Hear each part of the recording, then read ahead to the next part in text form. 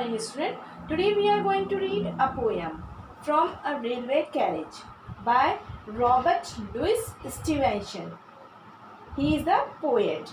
Stevenson's poem communicates a child's excitement at traveling by train and takes us an unforgettable picture book journey. Okay?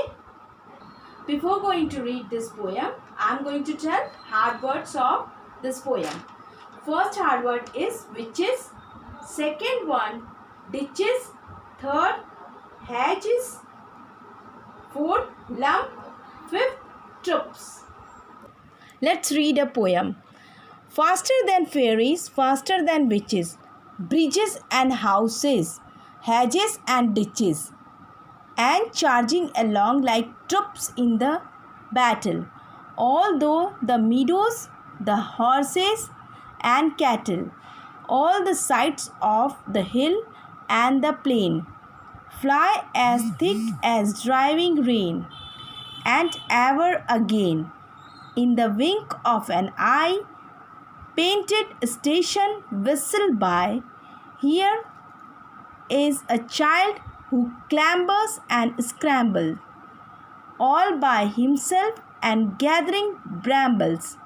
Here is a tramp who stands and gazes, and there is a green for stringing the daisies.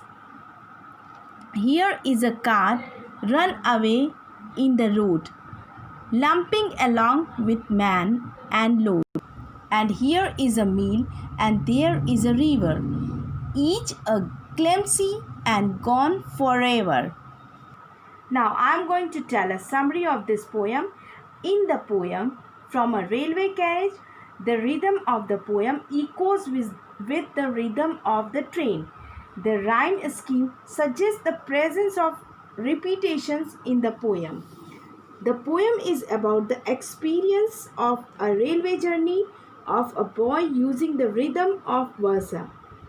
The poet explains the train's speed and the natural scenes which he looks from the railway carriage. The poet compares the speed of the train with the way of fairies fly and the movement of the witches.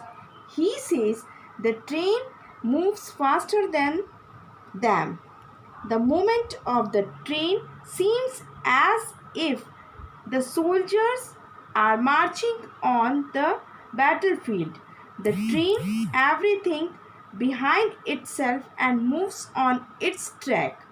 He concludes his poem by analyzing that the scenes which he had seen from the window of the train would never come back to him.